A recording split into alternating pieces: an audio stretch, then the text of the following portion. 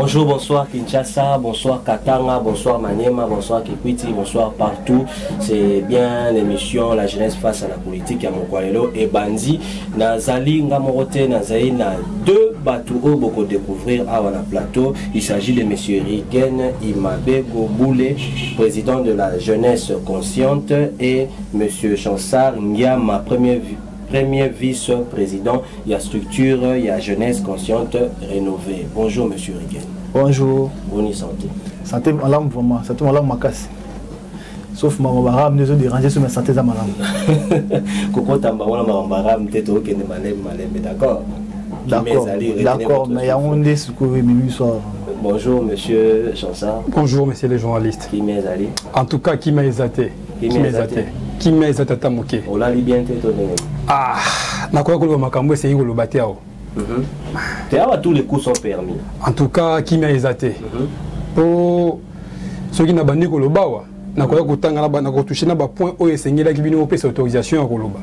Mais le quoi autorisé ngana noté na ceux qui n'ont qui m'a exaté. Bah déjà moi je dis que notre chaîne KBS Congo TV, chez nous en politique tous les coups sont permis, tout le la vérité, tout est tout frappé, vérité.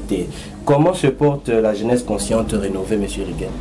Ouais, la jeunesse consciente et rénovée, elle se porte bien parce que c'est une jeunesse consciente, parce que vous savez, une jeunesse consciente n'est jamais été manipulable. Une jeunesse consciente, elle a toujours mené des actions nobles et des actions de valeur. Raison pour laquelle notre présence devant vous aujourd'hui. Alors la jeunesse consciente et rénovée se porte vraiment très très bien et à merveille. Bongo, objectif Nango et Zanini, qu'est-ce que vous avez déjà fait aussi de concret? Alors, nous avons déjà mené plusieurs actions qui n'est pas encore passées à la télé parce que nous n'aimons pas vraiment faire passer nos actions à la télé.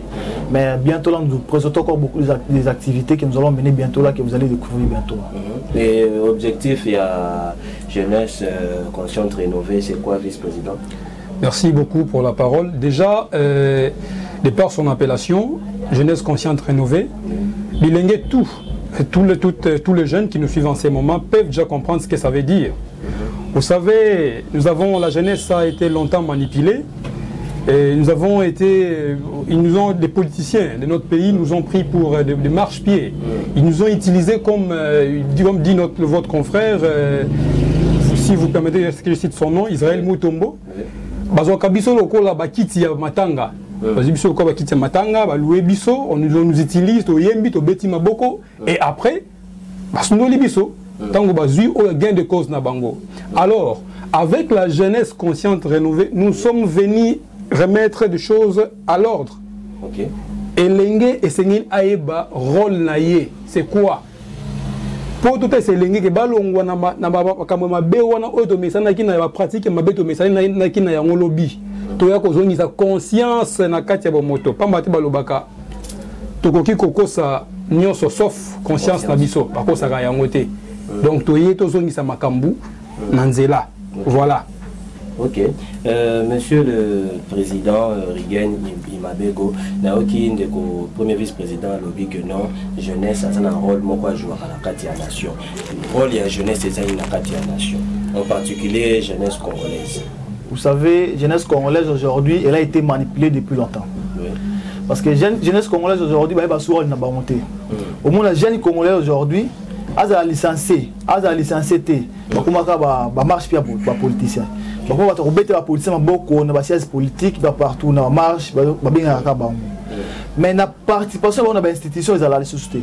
Parce que aujourd'hui, la jeunesse est l'avenir de demain. Mais cette jeunesse doit être préparée. Elle doit préparer sur la côté.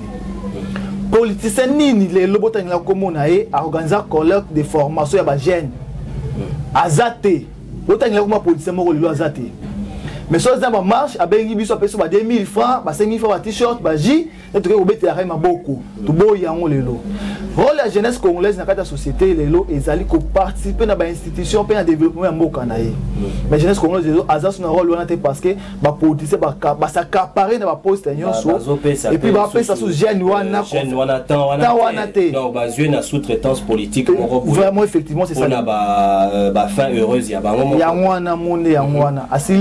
après préparer quand même exercice donc en pauvreté parce que notre aboué à venir à humanité mais à venir voir la police au monde a Congo comme royaume politique y a politicien au monde a politicien mo lelo akufi lobe mona mwana ya ko remplacer tout autant comme exemple ils allaient belé donc ba ni comparer jeunesse tout autant comme pour créer polémique on va ça soit possible c'est on va tête à la personne tout monde mais t'aurais vendiqué droit à jeunesse dans la société lelo au monde a politicien lelo akufi mwana mo ko remplacer scène politique o akebe mwana mo ko remplacer scène politique lelo alors ba ça n'a pas la jeunesse. Alors, tout le monde a besoin de jeunesse à participer à l'activité, à développement de Mboka. Parce que Congo, ils ont mutu nyonso, ils ont mututé. Parce que ceux qui sont là aux années 80, ils ont beaucoup fois au tir à toi nassima. So bateau il faut zoter à former bango. Après yo, bas taper à gérer Congo très bien. Sauf former bango tu vas gérer Congo. Ok, très bien. Tolobaki que tu rebelles à l'isolo, il y a taxe, impôt, paie, douane, nakatia, Mboka na biso. Puis tu rebelles à l'isolo, il y a mouvement contre RAM ou les alliés initié par Monsieur Rigen. Tu es baba aspect ni ni toute préparation de ça nakatia, mouvement contre RAM. Monsieur le premier vice-président. Monsieur taxe, impôt, douane, il y a Mboka na biso. Lekendaka, wapi. Est-ce que ezalaka bien géré? Est-ce que kaka na ba taxe wana t'occuper pour développer mboka na biso neti mboka msusu to mona kala? Évidemment, merci pour la motuna wana, c'est tellement crucial. Taxe, douane, impôt, eza vraiment normal. Eza ba taxe ou eza reconnu na obeko na biso. Ezali soko kei na ministère de finance. Les années de taxes sont reconnues. Et ton Kamboka. Ce qui est là, tout le monde Mikilio, tu as Libanda.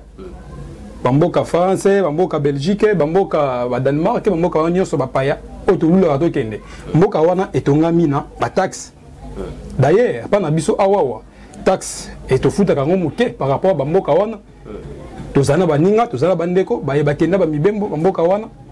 Et d'ici là, on doit comment attendre bandinga ndinga bamboka bapaya awa taxe ezali obligation et devoir il y a population elenge na lokola mouvement na biso ezali jeunesse consciente rénovée na lingiete na tali sabino politique nyonso oya koya na likanisi ya ko diaboliser bino kerbotia makelele pona taxe futa makaboye boye politicien wana boye bisaete papa mboka na biso ko tonga malolenge ni soki to futi taxe te taxe et c'est les foot mais kasi il y a pas si ezali tant mususu que tant mususu mais le lenge ya bosali si taxe donc misala oyo taxe au futaka to zali ko mona misala wana na misote taxe za makasi soko bimia ko mona bande ko na biso bateka ka ba moi boutique na bango moi biloko na coin il paye la taxe là où les taxes ba futaka yango ngai moko na sala enquête moko na bandeko ya Institut National de Statistique. Oyo na kati ya questionnaire to bandaki ko checker ezalaki na mutuna oyo concernant ki taxe. Bandeko bafuta la taxe ya solo mais kasi taxe yango utilisation na yango. Mbongo wana ya taxe c'est ça le problème. Neti na aéroport ya njili na mona ka frais mo batu bafuta ba frais kimbuta. Oyo benga go pass. Wana eza escroquerie à ciel ouvert. Olimbisa ngai eza papa na biso koko na ngai Etienne Tshisekedi wa Mulumba Derez mémoire banda ko benga yango escroquerie à ciel ouvert. Mbongo wana esengelaki esunga mboka na biso na kotonga ta ne fisca aéroport moko ne fisca ta aérodrome s'il vous plaît. Mais que na poche à mutu. Et que na poche à mutu. Et que na poche à mutu mbongo wana. Mais biso ezalaka d'ailleurs biso ba jeune net au PC taxe wana en plaire. Taxe qui mbote taxe. Est-ce que mboka ni ba frère wana ekota kitina ba école ba frère qui mbote zatina ba école. Papa nangai. Ezalaki désordre ya époque à Kabila. Ancien président honoré na respect na ye. Mais côté gestion penza côté kuna papa na biso ofayaki makasi. Mboka nini oyo pisika to ngai na zwingola ko tambola. Pembeni na biso ba Zambia, même Rwanda oyo to finga Rwanda. Ngai na koma na Rwanda. Natikala jamais koyoka na mboka taxe eza na kombo ya individu kaka awa na Congo. Très bien. naibité soki mobeko ya mboka na biso autorisaka ye a pesa taxe wana kombo na ye ndeko Rigen MC Ram ezanini mikona réseaux sociaux tozomona kaka MC Ram tozomona koto ba étudiant koto tozomona jeunesse koto tozomona ba papa ba maman bana mike bazotika esusi mate bazobeta kaka lisolo ya MC Ram ekozala eza déjà ekoinda ezanini. Merci pour la motuna. Na lingi na informer ba papa, ba maman, bilenge, ba jeune étudiant. Et nazo remercier ba étudiants yo so ba soutenir biso na ngonga oyo. Ba maman ba teka na wenze, ba papa yo so ba coordonner ba yo so ba soutenir biso na MC Ram. Merci na bino. MC Ram ezali to benga ngo mouvement contre Ram. Voilà. Pourquoi mouvement contre Ram? Jusqu'à aujourd'hui, tu as Ram ezali nini. Itité Ram ezali nini. Moussa Ram ezali nini. Donc tu as qui mouvement MC Ram. Tu l'as qui a explication à monsieur le ministre. Qui passe? Après ça explication. Expliquer qui Ram. Na quoi expliquer sur Ram ezali nini. Après ça qui biso mbongo wana bazo zo passe ba otie lango. Aloba qui est financé gratuit de l'enseignement to boité. Mais il faut expliquer ça, mais ça nini, que ça la nini na mboka na biso. Mais ça les taxes. Mais ça reste à vérifier. Ça les rémunérations et financer pendant gratuité à enseignement. Voilà. Voilà qu'on finance gratuité à enseignement. L'année passée, nous sommes mais c'est le président de la République son excellence. Le président d'exercice de l'Union africaine, Fatih Benton. A deux fois qui 1 milliard na banque mondiale. Pendant qu'on financer gratuité de l'enseignement. Oui. Et puis Ram sur financer gratuité WAP. Et puis, il y a ce qui a besoin de financer gratuit de la CMA. Moi, on est à 6e des humanités. Azan Android, Azan à téléphone, Azan à SIM. Moi, je suis mis crédit dans le quartier. Donc, il y a un fait classe. Il faut le ministre qui répondre. Il y a un téléphone à double SIM. Il y a un collègue à moi, Serge Kabiche, qui a dit que non. Aka moi ya téléphone à DG. Nangonga oyo. Bobi sangai mwana ya 6 ans des humanité bokati crédit. Bobi si attend na gratuité ni attangela. Abi futa classe mon crédit nae. Asa na gratuité. Mais gratuité même pas des. Asa gratuité comme une contradiction. Autre chose encore. Mais c'est le ministre qui a dit que non, Ram wana eza pona ba wifi gratuit à l'université, mais c'est un vol d'État, mais c'est. Mais pourquoi? C'est un vol d'État. Attends un peu, Rigen. Mais pourquoi quand les chefs de l'État qui n'a eu peine, l'université a eu peine, merci. Ça devait partir de là aussi, non? Merci. Vous savez, lorsque le chef de l'État était venu à l'UPEN, moi j'étais au Home. J'habitais Home à l'UPEN. Étant que vice-président des étudiants de l'université pédagogique nationale. Voilà.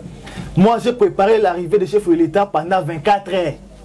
Nous avons travaillé avec les services de sécurité, avec l'armée, avec toutes les forces réunies et l'université pour accueillir les chefs de l'État à l'UPEN.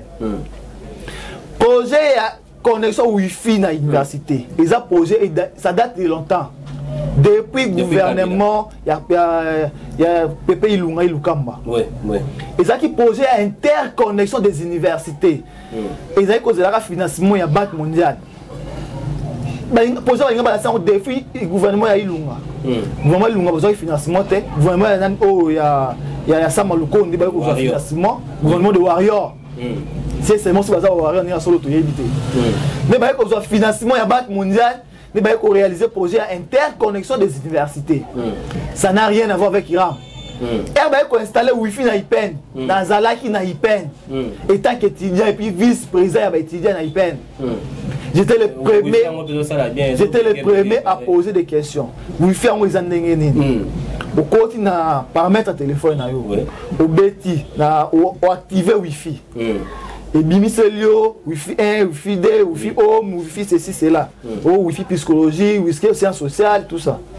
Et Bimi wana, on sélectionné au place aux alliés. Tous les na Home, on sélectionné Wi-Fi Home 1. Et au côté tawana, basa igno sous, on peut ça email na yo. Au côté na paramètre, la téléphone email au tindi. Et au titre mon email wana, ba ba identifier un mot de passe. Wi-Fi installé, ba tindeli connexion à 3 heures. connexion juste 3 heures du temps. Connexion au début, ce n'est pas de la connexion, monsieur. Et ça, connexion T, ça c'est l'escroquerie et du vol. Connexion, ils les catés. Aux gens tembe kende. Et puis, aux gens yomwaram, et koko tapete. Et koko tapete. Mais connexion à Mouké wana, ma béwana. Il y a l'université à UPenn, donc il y a Wi-Fi, Morobo et Bibamba Banil. Ça ne correspond pas avec l'argent. Ils n'ont même pas Wi-Fi. Si on a un giga de téléphone, on a partagé connexion, c'est 1000 fois mieux que bâtir sur UPenn wana. Ils ont Wi-Fi, tu bâtis au cours de biso. Mais jusqu'à aujourd'hui, ils ont la liste sous-té. Si vous avez un tembe, donc quel obinabino na UPenn, tu peux vérifier. Ils ont ça la liste sous-té, ils ont légalisé sous-té. Très bien. Monsieur Chansard Ngama. Finalité to lutte au Bobandi, il y a MC Ram. Finalité na mweza nini. Vous s'attendre na nini par rapport à MC Ram. Monsieur le journaliste, la bandi était au moni ata elongi na ngai na changer attitude. Na zui attitude ya mawa. Comme elikambo wana ya Ram yango tango tunda ngai ne bandeli boni santé. Na répondaki yo kenaza mabe. Ça likambo wana. Pour ceux qui n'ont pas été loko na taille loko wana so yo kana posa ya kolonga mokili au Congo na kene soki wapi mais loko na bolingo ya mboka na ngai ni na sengi bilenge to vanda na mboka na biso pona ya na mutuna na yo olobi finalité bitumba to bandi eza mais ça peut être tout gain de cause zanini abolition totale ya loko wana Ram po ezali siko mutuna mo ya makasi eza na kati voilà to ebi biso nyonso ndeko Martin Fayulu Madidi. Oui, que la marche me soit sala ya ndenge na ndenge ya dégâts et aboutissa pété. Mais quelle est la conviction de nous que biso soki to sali action boé abolition et rosal. Ndeko nangai soki nazana respect ya papa nangai noko nangai d'ailleurs. Pour aller si ngai na uti tozana ye uti mboka moko. Nazana respect na ye mais soki nakoyi wala selon ngai. Soki natali ke ba marche na belé aboutissa te pas mani pona nini pamba te bango babundela kobe bituma ma etali politique d'intérêt politique o ya bango au monde bango ba politique eza ba papa na biso koto ya pouvoir bango na opposition soko la neli politicien moko te atamola poli pa ekita po boye kita bango wela kaka ba poste yango moni parfois bituma na bango wana eza banzoko entre bango babundi kuna bon nzoko alinga kanga nyoso nde bongo bazwaka te mais ya biso to ligne ko lika ete ekosimba tokozwa gain de cause nenge ba yi falancer baloba tokozwa gain de cause pour ni pambate eza eloko ozo toucher couche sociale nyonso président nangai awuzi koloba awa ozo mona lokola étudiant élève o azana moi téléphone na mokokoli bino bozo bo mamiki eloko wana Ram est-ce que l'état futa ba chômeur na mboka oyo tozana ko to ba chômeur za tellement élevé na mboka oyo est-ce que l'état a subventionné ka biso ba chômeur na kenda na mboka ya Libye abetaka mo to kuna kotanga na mona na kenda malgré moi ba famille zaki na moi makokite senga na zonga mais na mona ka au moins tozalaka gâté na l'état ba ndeko bétidia o ba tcheli bango eloko wana ba université ba mboka libanda ba futa ka bétidia wana bozana raison ba non to futa kabino ba pena to ko sa melo comme comme état taxe mais mboka na biso papa na ngai leki na ngai oyo ke école na 4e primaire singela ça devoir a chez moi unité à 500 francs les commissions qui dit unité ceux qui 15 ceux qui 20 ça dépend ils ont et dépend na volonté ya muto o te ka yango alors bino ndeko ko chama loko moi unité na pas ça devoir na bino boyebo kati papa na ngai to ke ndeko wapi to ke ndeko lele pa ya nani ngai mbo na loba na bino pona ko boya ko sala publicité ya réseau wana na chaka sous crédit na réseau wana na comment système ko somba minute kasi réseau peut comprendre que non batu bazo ki ma somba unité pour réseau kata lelo komi muto somba 8 minutes na ya tous les réseaux 5 minutes na ya tous les réseaux pour communiquer à l'aise calmement pona ko dévier peram mais ba réseau wana peut fallait accompagner ba lutte net auto ça na mais réseau mais c'est les journalistes bilo repesa ngana poste na kanda tika ite na rappeler na nous ba autorité na biso wana na moni papa Jean-Marc Kabund 520 gigas na rappeler les sous papa na biso Augustin Kabouya le mwana boute du chef de l'état batata na ngami balé wana pour ne citer que vous papa tozonga na sengi na bino bozonga la vision oyo tozalaka na yango avant to accéder na pouvoir nous la jeunesse congolaise nous avons encore confiance au chef de l'État, son Excellence Félix Antoine Tshisekedi, président de la République et président de l'Union africaine en exercice. Nous avons encore confiance à lui, à 95%, pour ne pas dire 100%. Alors, Binobo Sungaye, il y a un magicien. Azam magicien pour aller aux Olegana Ginsenso, aux Olegana Mitendi, Kasamou, tout ça. Alors, Binobo Sungaye, Tozonge la vision Nabiso, pardon, Bota la jeunesse. Tant que lobby, Tozaï, pour papa Nabiso Kabila. C'est cette jeunesse que vous utilisez. Tobanda Kotambo Nabino papa, Bolaka qui biso senga Olaka, nous ça Kolobana médiaté, Pambate, Bolumbo Yanda, ou Toko Misango Libandate. Mais surtout au moins de lobby, le Pambate Sali Biso Passi. Papa Nabiso honoré Mvula Kabala, Totambo Nabino. Papa Nabiso Soko, Papa Nabiso, Ndeko Nabiso Verno, na IDPS, Totambo Nabino Boebi. Et tout le monde a dit que vous avez pas besoin de jeunesse, comme on l'a dit, papa. Toti katete. Na boy kotanga comme ya papa qui bassa. Pambate papa qui bassa ayo qui soni papa. To qui soni jusque là. Oza elenge, to lelaki te bilenge ba ko kota ba accéder na ba poste de décision mboka. Comme place sur papa yo sali potopoto. Pour autant comme on a yo te pour tanga comme chef de l'état na kati. Très bien monsieur Chansar Ngama, monsieur Rigen, est-ce que kopé sabiso Kaneva na notre programme na bino par rapport à MC Ram Bokosa nini bobongisi nini to makambo kolekana ndenge nini en quelques minutes. Oui. Avant de conclure, au point où ça Kaneva na biso bandeko na biso senge boy ba été gouvernement Kabila tika qui so bombe ba beng le loram. Parce que vous avez besoin de battre. Ram les projets depuis 2012. Le gouvernement Mouzitou. Kabila qui a une application T. Depuis qu'il y a Fatinde, il y a une mise en application. Ils ont qui bombe. De l'autre côté, on va construire bombe et balancer en montée. On peut dire que ça dit que bombe va construire et lancer en montée. Donc on va mettre en main. Balinga pourquoi pour montrer. Si balinga rabiso vraiment, ils sont tout ça la raté. Bati a ram parce que tout un bon ram wana et aussi mbaté. Et puis ça un chômeur en ça la raté. A gagné même pas 10 francs. Mais aux autres on a $7 par an. À aux bon wana puis pas payer ça bien $7. À cause en $7 par an. À cause en wapi. OK. Alors qu'il vit à moins $1 par jour. À $7 wana wapi. Ba di ba programme na biso ezali boy. Tout ça ba déclaration quand même tout ça là on le ba chaîne. Nyoso ya binene ya mboka na biso pe ba chaîne internationale. La chaîne internationale, tout le monde a RFI, TV5, France 24, tout les Kakuna. Tout ça, mais il faut tout ça déposer dans la présidence, dans le ministère pétentique, dans l'Assemblée nationale, dans le gouvernorat. Tout déposer nos mémos. Pas bon la souffrance au infligé on a peuple congolais avec un ram. Bon qui t'en a baba le moutonyon sans les lanaram sauf personne. Moutonyon sans coller là. Donc tout ça la démarche wana. Ce qui bobo kolongo ram na mémoire nationale ba déclaration to benga peuple congolais so qui na balabala pour ça la nini oyo marche populaire. Na rappeler peuple congolais pour opinion boy. Changement yo sur mokili oyo ils ont appris à payer. Au moins la révolution française a été commencée comme ça. Peuple a souffert la révolution peut changer au benga maintenant la révolution française. Moi ka souffrir au peuple ram oyo. Malé to senga de to senga bolonga bolingité et peuple congolais to style quand to balabala to créer une révolution ça peut créer même un bouleversement politique alors bolonga la ram porte dans kimia na binoyo bolonga la ram.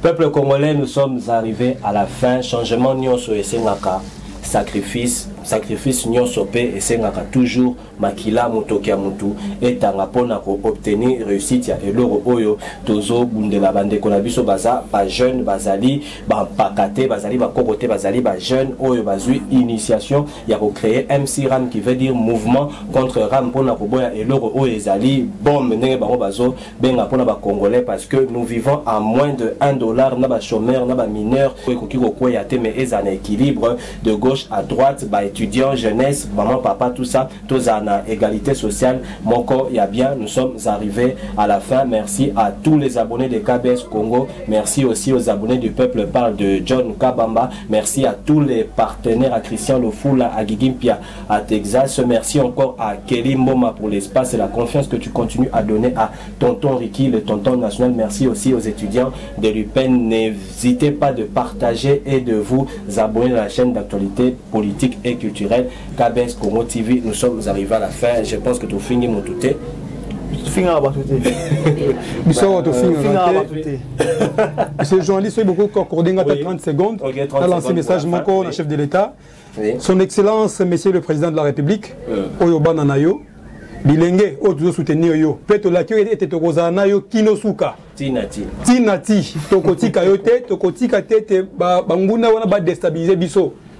Mais papa, il y a kolela biso bana papa te yo za la attentionné et sika batu balela kayo yaka il y a kolela na biso papa sunga biso likambo oyo ram soko longoli yango kaka biso bilenge to kumisa yo lisusu pe to continuer ko soutenir yo ndenge to laki yo papa. Merci beaucoup monsieur le chef de l'État. Monsieur Rigen na ko senga na chef de l'État loko moko na se rappela ka président Kabila lobaki loko moko kazana 15 collaborateurs autour de lui ça qui a posé la biloko aboy. Alors chef de l'État pardon vraiment sunga biso ko longola ram bato wana mpanzi na yo wana ba no mauvais service pas aux on erreur au papa Kabila lobaki non aux collaborateurs té c'est le grand temps il y a une décision pas bien une décision unilatérale décision nationale souveraine il y a longola ram wana pour vivre malamu peut to continuer ko soutenir yo parce que Fati c'est l'espoir d'une nation ne peut pas combattre le belango jusqu'à tinati tozaka na. D'accord, remaniement au sein du gouvernement Warrior Karamingité, une pétition contre Tony Moi Banaba qui n'a fait une semaine Kerimbo Matokobeta Masolo et enseignement na ministre na yango Tony Moi ba pétition ça déjà signé contre pour Atika Ebonga na ye ya ministre ya enseignement. Nous sommes arrivés à la fin de Monani Mikolo Mikoya bye bye.